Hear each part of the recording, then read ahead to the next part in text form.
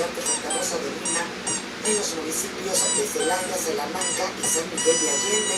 en el estado de Guanajuato, pero no habían podido obtener el dominio de dichas plazas. El cártel Jalisco Nueva Generación asumió que la rápida capacidad de recuperación del marro estaba ligada a la existencia de municipios que proporcionaban armas, tropas, municiones y suministros al frente de la guerra. Pero poco a poco el cártel de Jalisco Nueva Generación se fue percatando